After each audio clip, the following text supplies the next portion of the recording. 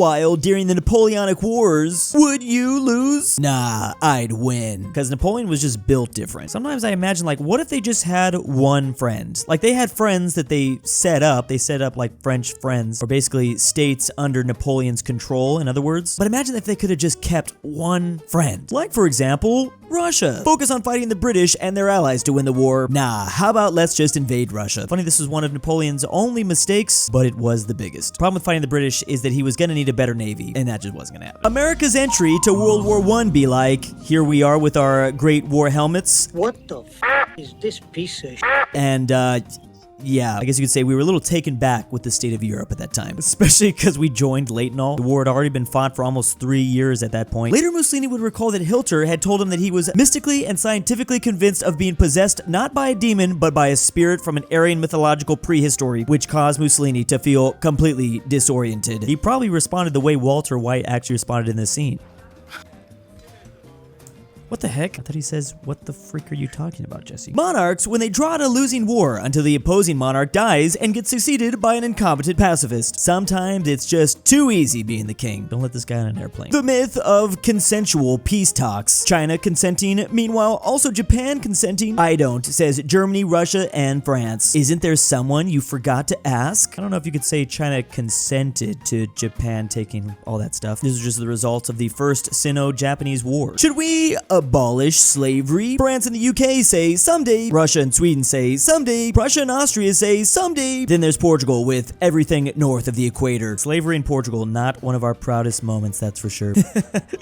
First to abolish it above the equator. Unfortunately, the vast majority of the Portuguese Empire was below the equator. POV, you've just nationalized the Suez Canal. France, the UK, and Israel saying, you know you weren't supposed to do that, right? You've made a grave mistake, Egypt. However, this was one of the rare moments during the Cold War where the US and the Soviet Union was on the same side. They were not about to let the British and French go back to their old ways again. Those two both demanded a ceasefire. Native American history, if they wrote it down, meanwhile, the Native American history we actually have. And unfortunately, this is the case for many places around the world. It's actually depressing how much history we've lost. Who knows what kind of things went down? Guys, the history of marathons is kind of whack. A guy in ancient Greece died after running 26 miles, and what do we do to honor him? We run 26 miles and not die? People decided to just flex on him for the rest of eternity. If anyone pulls something like that on me, it's instant hands. That guy in heaven be like, oh yeah, he's got a point. I never thought about it like that, but I don't think I'm ever gonna be able to look at marathons the same way again. What an idiot. You can't run 26 miles and not die for forcing yourself on her with your stinky breath that reeks of alcohol. How do you think the Zeus you keep boasting about would react to knowing his son is acting like a drunken assaulter of women? I'm proud of you, son. Come on, did they really not know Zeus's history? Okay, I'm gonna assume that in the Marvel universe, Zeus isn't actually the way he is in Greek mythology, but I kind of wish they did so they'd avoid writing lines like this. Zeus kind of just did whatever he wanted to do. On September 25th, 1926, Henry Ford announces the 8-hour, 5-day work week. Everyone boo this man.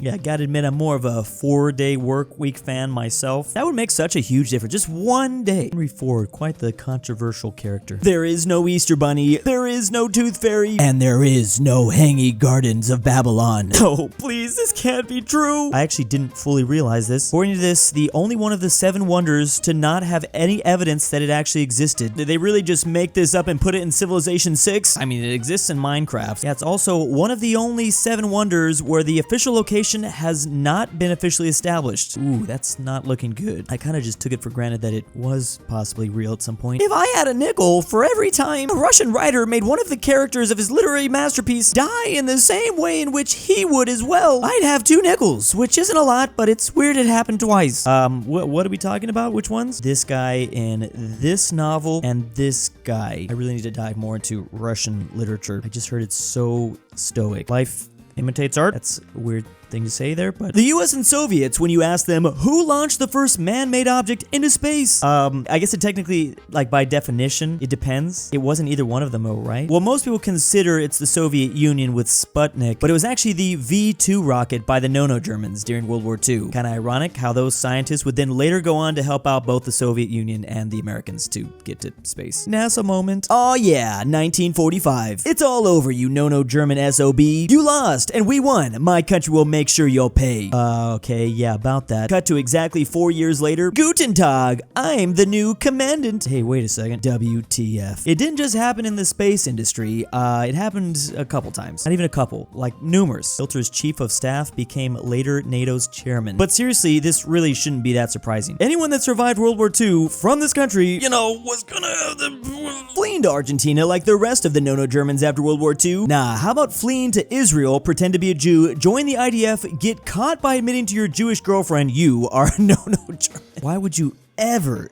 admit that? Why not take that to your grave? Here's the man in question. A secretary working in the White House. Meanwhile, incoming LBJ. This US president was known for a lot of things. Ironic that his last name was Johnson. Maybe that's where it came from. When the president and vice president both resign, so you get the Oval Office. Now I'm in charge. Yeah, President Ford had a very interesting origin story. Germany be like, I'm so sorry for what my country did. Then there's the UK and France. Which war crimes? Italy, Mussolini wasn't that bad before the join of alliance. Then there's Mongolia, who honestly doesn't care. In fact, their war crimes are a big reason for all the tourism. I guess to be fair to Mongolia, I don't think the idea of war crimes existed back then. Meanwhile, in Serbia, my girlfriend, isn't this great? I don't want to pronounce that, I know I'm gonna butcher it. Me, great to shoot cannonballs down at protesters. My girlfriend, what? Me? What? Napoleon III, damn straight. Finally, someone agrees with me. I mean, who else can look at this thing and think of anything else? All your national heroes were foreigners. Napoleon was from the island of Corsica. Stalin was Georgian. The funny mustache man was from Austria. Alexander the Great was from Macedon. Well, that one is okay. And then Chinese is what is his name again? Zhao Tu, but he's considered to be a part of Vietnamese history. I mean, some of these are a little bit more gray than others. You could break them all kind of down. Saddam Hussein, watching as a female Philippine president is elected, his country is going to get invaded. It is true, every time the Philippines elects a female president, they happen to invade Iraq. So just kind of keep that in mind for the future. Every single female Filipino president has invaded. That is because the first was elected during Operation Desert Storm or the Gulf Wars in the 90s, and the second was elected around 2001 when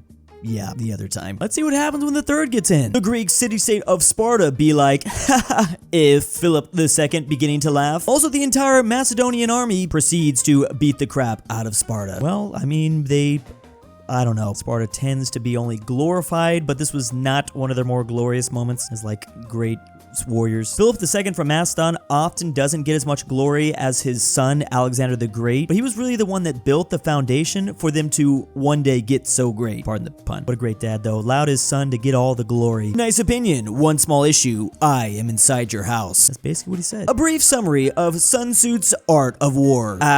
You should deceive your enemies. Wow! I keep seeing memes like this. Apparently the Art of War, not the most impressive stuff. He probably wrote it like that intentionally though. Meanwhile, the Finns in 1200 AD, be they Danes, nay Russians, Swedes, I think. Let's see what they want. Meanwhile, what they wanted. We could kill it all together. Man, oh man, this is looking pretty cool actually. Oh, that great Swedish Empire. Having Finland was a pretty big piece in the puzzle. This post was in fact fact-checked by Swedish patriots. They will fight till the last Finn.